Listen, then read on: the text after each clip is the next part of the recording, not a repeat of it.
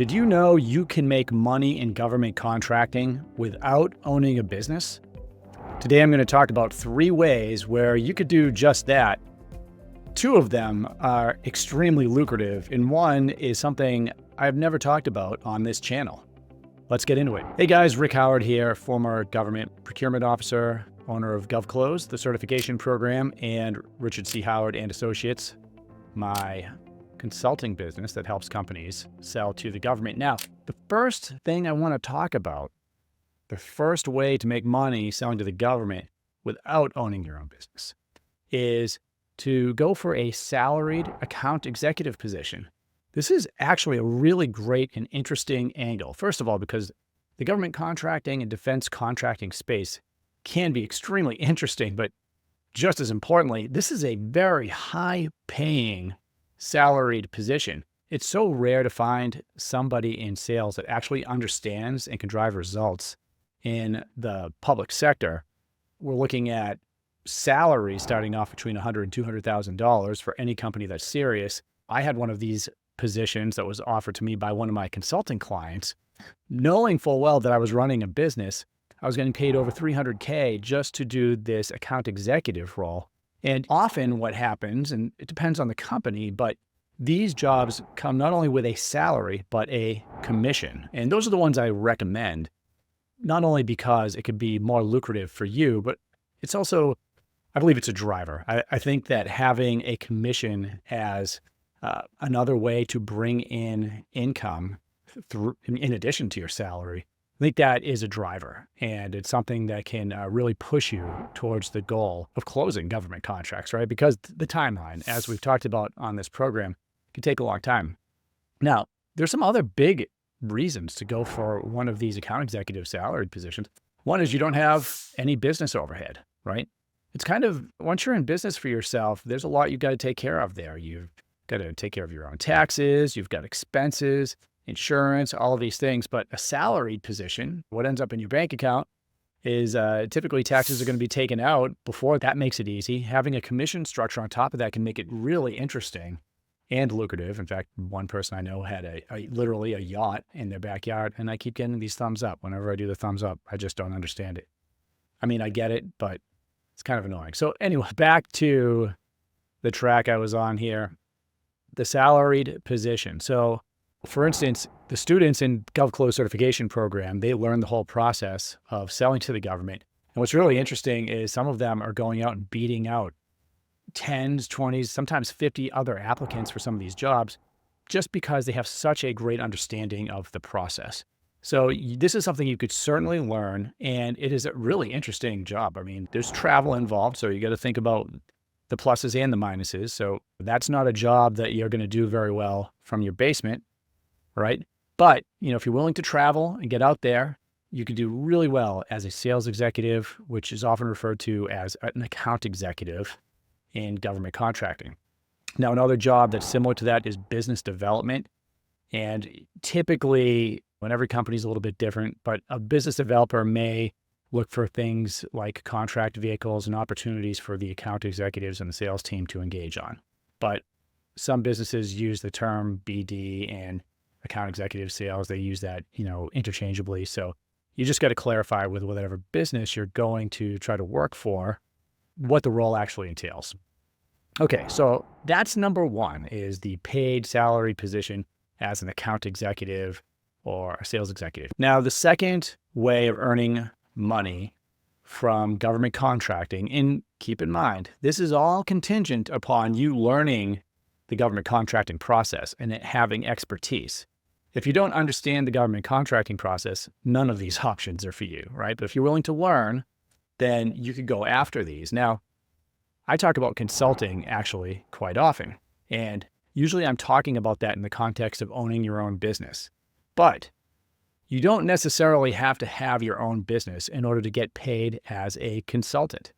And getting paid as a consultant usually means that you'll be paid, they call it 1099, where a company will pay you for a job, maybe a one-off job like writing a proposal. I want to take a quick second to talk to anybody watching this that's interested in starting a government contracting business. or starting a new profession in government contracting. Our GovClose certification program, which I'm super passionate about, is a rigorous training environment. Not a course, a rigorous training environment that is teaching you the expertise of how to sell to the U.S. government. Now, this is based on my background as a former government procurement officer, the work I've done as an account executive and senior account executive selling for big companies, but even more importantly, everything I've learned running a very successful consulting firm and helping over 500 clients sell to the government. When you graduate from this program, and it will take a lot of work for you to graduate from this program, you will be able to talk to any business, analyze federal spending data, contract data that's publicly available, and build a step-by-step sales plan for that company. You'll be able to execute that sales plan, build a pipeline, find early leads, set up meetings with the government, build relationships, and most importantly, close contracts. The students that graduate our program, they go on to start their own consulting firms, winning high-dollar consulting clients. They go on to land high-paying salaried positions as account executives with companies that sell to the government. And by the way, even kids, I call them kids, right? But 20-somethings just out of college with no background in government contracting, they're beating out seasoned professionals. The last one that won a spot for a satellite company won out 50 other applicants because he was able to walk in there after going through our program, after the road mapping and analysis, the only one of all the applicants that could tell that company exactly how the government bought what they sold, the exact offices that bought what they sold, what contract vehicles those offices used, how much they spent, and how to reverse engineer a sales pipeline that could actually land those contracts. Being able to have that expertise talking to a company for a job or a CEO for a consulting position is immense, and very few people can do it. I'm so proud of the people that have gone through our program. And if you are considering either a job or a business, and by the way, some of our students are doing both, as I did. They're running a consulting business and they'll have an account executive job. It's transforming their lives. It's bringing true wealth to them and their families. Okay, back to the video. It may be doing some lead generation for a company. There's lots of different ways for you to help maybe small businesses in the government contracting process. And the difference is obviously between, maybe it's not so obvious, the difference between a 1099 and a W-2 is you take your own taxes out, you're usually selling a job at a time. And if you were going to pursue something like consulting where you were getting paid as a 1099 from multiple companies, what I would actually recommend is eventually starting your own business and having insurance and all of that. But it's not a requirement. Some people do get paid via the 1099 process without ever starting their own business. So I wanted to make sure that you were aware of that as option two. I'm a big fan of consulting.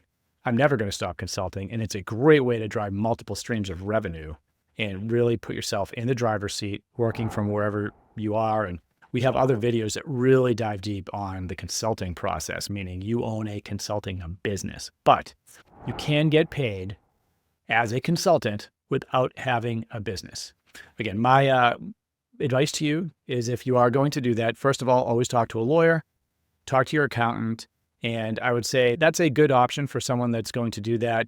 Maybe it's a side gig, get paid now and then. But if you are going to make it your full-time pursuit, meaning having getting paid as a consultant, doing freelance work, that's when I would start looking at starting your own business, LLC, S Corp, depending on what your accountant recommends. Okay, so paid salaried position, account executive, consultant, right? And here's the third one that I haven't talked too much about, and that is working as a government civilian, GS employee. Now, we employ, or the country employs, government civilians in a lot of different areas, but one of those areas is certainly government contracting. Now, where I see, from my experience working in acquisitions offices, most of those GS jobs going to positions like program manager, right? So that's where you are going to be doing something kind of like I did, is active duty.